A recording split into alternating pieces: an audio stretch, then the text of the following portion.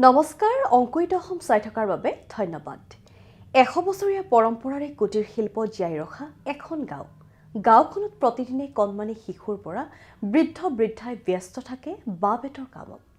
দৈনিক ডলা, চালনী, পাচি, খৰাহী আদি প্ৰস্তুত কৰি জীৱন নিৰ্বাহ কৰে সমগ্ৰ গাঁওবাসীয়ে। আধুনিকতাৰ যুগতো বাঁহ-বেতৰ সামগ্ৰী প্ৰস্তুত কৰি জীয়াই ৰখাৰ প্ৰয়াস কৰিছে অসমৰ কুটিৰ শিল্পক। বৰ্তমান সময়ত দৈনন্দিন জীৱনত মানুহে ঘৰতে ব্যৱহাৰ কৰা সামগ্ৰীবোৰ প্লাষ্টিক, কাঠ বা কাঁচেৰে তৈয়াৰী। তাৰ মাজতো কুটিৰ শিল্পীসকলে বাঁহ-বেতৰ সামগ্ৰী প্ৰস্তুত কৰি বজাৰ দখল কৰি আহিছে। আনকি নিজৰ লগতে আন 10জনকো উপাৰ্জনৰ পথ প্ৰশস্ত কৰি দিছে। আৰু আহকচোন চাওঁ অংকুৰিত অসমৰ আজিৰ এই বিশেষ প্ৰতিবেদন। মৰিগাঁও জিলাৰ লাহৰীঘাট সমষ্টিৰ অন্তৰ্গত গুচৰা বৰী গাঁৱৰ এই দৃশ্য। গাঁওখনৰ প্ৰায় 150টা পৰিয়ালৰ ভিতৰত 60ৰ পৰা 70টা পৰিয়ালেই বছৰ বছৰ ধৰি ব্যস্ত থাকে কুটিৰ শিল্পকৰ্মত।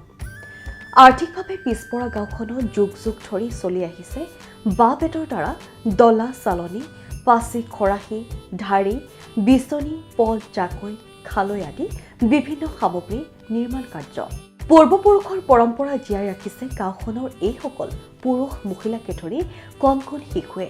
বছৰৰ প্ৰতিদিনে গাঁওখনৰ এই পৰিয়ালসমূহৰ সকলো পুৰুষ-মহিলাৰ লগতে স্কুল, কলেজৰ ছাত্ৰ-ছাত্ৰীসকলো এনেদৰে ব্যস্ত থাকে বাঁহ-বেতৰ কৰ্মত। গাঁওখনৰ চুবুৰীয়ে চুবুৰীয়ে এনেদৰে সকলোৱে লগ লাগি প্ৰতিদিনে নিয়োজিত হৈ থাকে নিজ নিজ কৰ্মত।